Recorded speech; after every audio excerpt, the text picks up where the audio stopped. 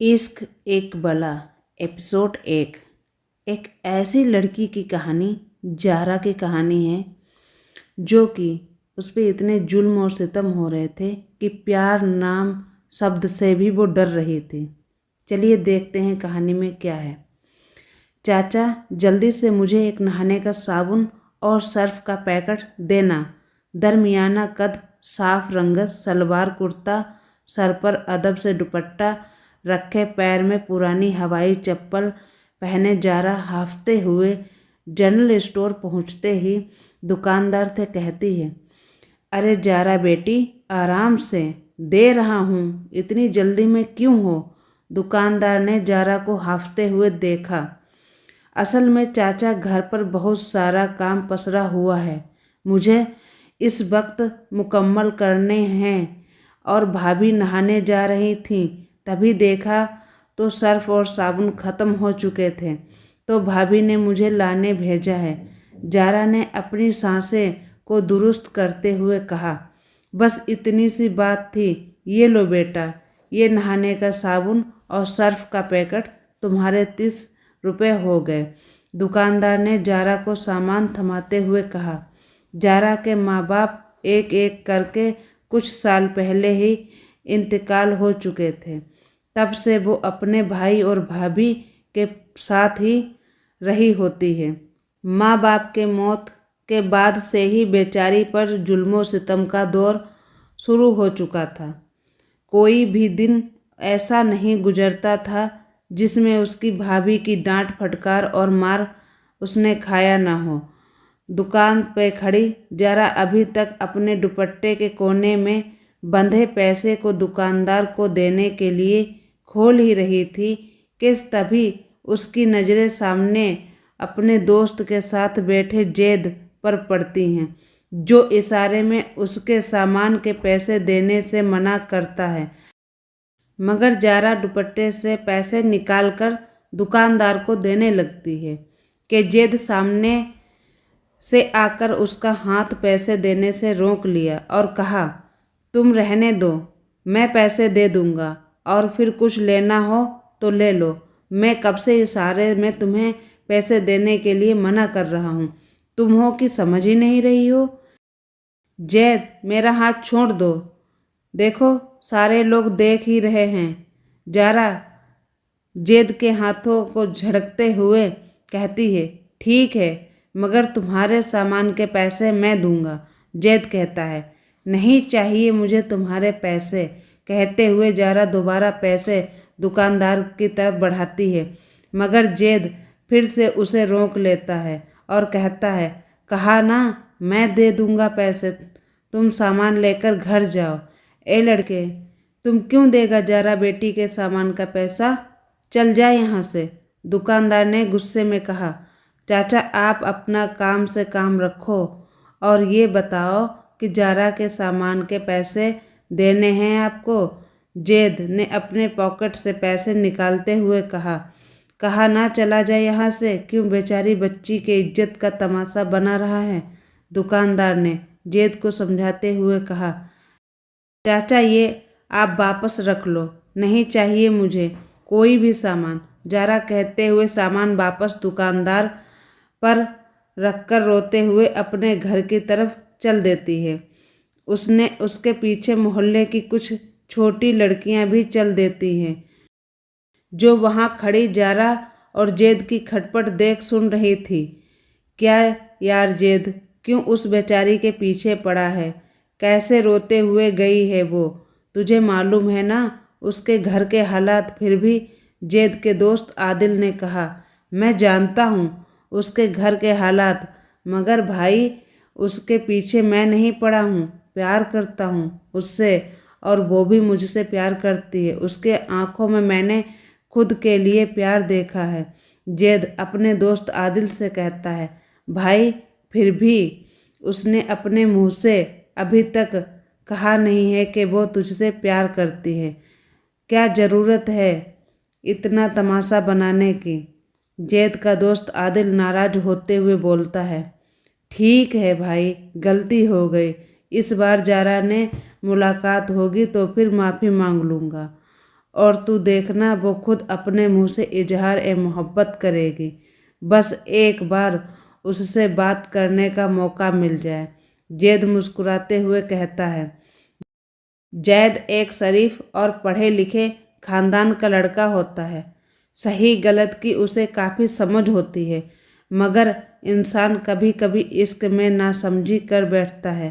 ठीक है, उसी तरह उसने न चाहते हुए भी गलती कर दी। कुछ महीने पहले ही गांव की एक शादी में दोनों की मुलाकात हुई थी। तब से दोनों दिल ही दिल में एक दूसरे को पसंद करने लगते हैं। तब से ही दोनों एक दूसरे को अक्सर छुप छुप कर देखा करने लगते हैं, मगर जारा को कहीं ना कहीं अपने भाई और भाभी का डर भी होता है। उधर जारा रोते हुए अपने घर की दहलीज पर पहुंचती है तो देखती है उसकी भाभी पहले से ही दरवाजे पर गुस्से में खड़ी उसका इंतजार कर रही है। भाभी को देखकर जारा जल्दी जल्दी दुपट्टे में अपने आंसू पोंछने लगती है। ए कलमुही, रोते हुए क्यों आ रही है और तेरे हाथ खाली क्यों हैं? साबुन कहाँ है? जारा की भाभी ने गुस्से से पूछा। जी भाभी, वो असल में साबुन दुकान पर ख़त्म हो गया था, इसीलिए खाली हाथ आ गई, जारा ने डरते हुए कहा। कमीनी, बदजात, जब दुकान में साबुन नहीं था तब तू आधे घंटे से दुकान पर क्या कर रही थी? बता, कौन से यार के साथ अय्याशी कर रही थी? मैं यहाँ साबुन का इंतज़ार कब से कर रही हूँ। बता, किस यार के पास गई थी? बताना मुझे। जारा की भाभी उसे थप्पड़ पे थप्पड़ मारते हुए कहती है। वो बेचारी खामोशी से आंखों में आंसुओं का सैलाब लिए अपनी भाभी की मार खाती रहती है। उसके पीछे आई लड़कियां दूर खड़ी उसे मार खाता देख अफसोस कर रही होती है। इसी तरह कुछ दिन गुजर जाते हैं। जारा घर से कहीं भी बाहर नहीं जाती है, ना ही घर की छत पर जाती है। क्यों कि उसे डर रहता है कि कहीं जैद उसे देखकर उससे बातें करने ना लगे और उसकी ज़िंदगी में मुश्किलों में फिर ना पड़ जाए।